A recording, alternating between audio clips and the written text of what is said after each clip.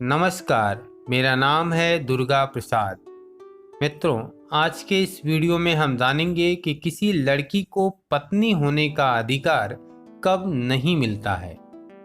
मित्रों, हिंदू विवाह अधिनियम 1955 की धारा 5 की उपधारा 1, 4 और 5 में दी गई शर्तों का उल्लंघन किसी विवाह को शून्य मानती है।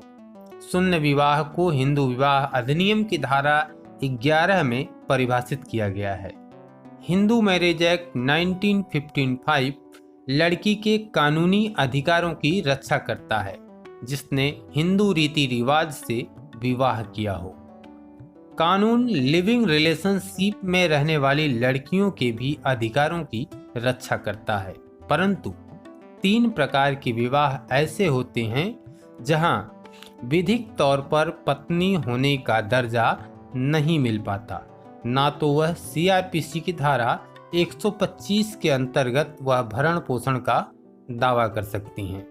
हिंदू विवाह अधिनियम 1955 की धारा 11 के अनुसार कोई विवाह कब शून्य माना जाएगा। धारा 11 के अनुसार यदि हिंदू मैरिज एक्ट की धारा 5 की उपधारा 1, 4 और 5 में दी गई शर्तों का उल्लंघन किया गया है तो वह विवाह शून्य माना जाएगा, वाइड मैरिज माना जाएगा। उसके लिए शर्तें क्या हैं? पहली शर्तें हैं जो सेक्शन 5 में बताया गया है हिंदू मैरिज एक्ट में, द्वितीय विवाह। अगर पहली पत्नी के जीवित रहते पति दूसरा विवाह कर लेता है तो उसका दूसरा विवाह शून्य होगा। इसी तरह यदि कोई शादीशुदा स्त्री किसी अन्य पुरुष से विवाह कर ले तो ऐसा विवाह शून्य होगा। इसलिए दूसरा विवाह करने से पहले न्यायालय द्वारा विवाह विच्छेद की डिक्री प्राप्त करना अनिवार्य है। दूसरा हम जानते हैं क्या है कि सपिंड संबंधों के भीतर विवाह शून्य होगा। सपिंड अर्थात गोत्र कुल में शादी करना वैध नहीं माना जाएगा। हिंदू विवाह के अधीन विवाह के पक्षकारों में सपिंड नातेदारी का विशेष ध्यान रखा जाता है, अर्थात विवाह सगोत्री न हो। आम बोलचाल की भाषा में लोग उसे सगोत्री कहते हैं कि कोई विवाह सगोत्री न हो, इससे लोग परहेज करते हैं। अधिनियम के अंतर्गत पिता की ओर से 5 पीढ़ियां और माता की ओर से 3 पीढ़ियां सपिंड नातेदारी के भीतर होती हैं। इस प्रकार के विवाह को शून्य माना जाता है। तीसरी शर्त क्या है, आइए उसको भी जानते हैं कि प्रतिसिद्ध संबंधों के बीच विवाह का शून्य होना। प्रतिसिद्ध नातेदारी, इसे सरल भाषा में हम कहें तो ब्लड रिलेशन में शादी को मना किया गया है।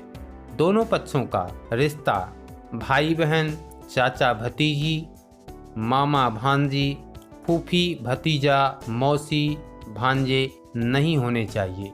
इस प्रकार का विवाह यदि होता है तो इसे शून्य माना जाएगा। विवाह शून्य होने का प्रभाव क्या पड़ता है, आइए हम आगे इस वीडियो में ये भी जानते हैं कि कोई विवाह यदि शून्य हो गया है तो उसका प्रभाव क्या पड़ता है।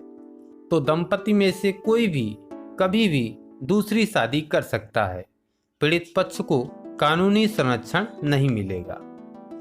लड़की दहेज अधिनियम के तहत प्रथम सूचना रिपोर्ट यानी FIR दर्ज नहीं करा सकती, तलाक के लिए आवेदन नहीं कर सकती, भरण पोषण का कोई दावा प्रस्तुत नहीं कर सकती, लड़की पति की संपत्ति पर दावा भी नहीं कर सकती और अवैध संबंध होने पर कोई FIR दर्ज नहीं करा सकता। ऐसा नहीं कि कोई लड़का अपनी पत्नी, जो उसका पहले पत्नी थी, तो उसने किसी के साथ अवैध संबंध बना लिए तो FIR दर्ज करा दे, ऐसा वो नहीं कर सकता।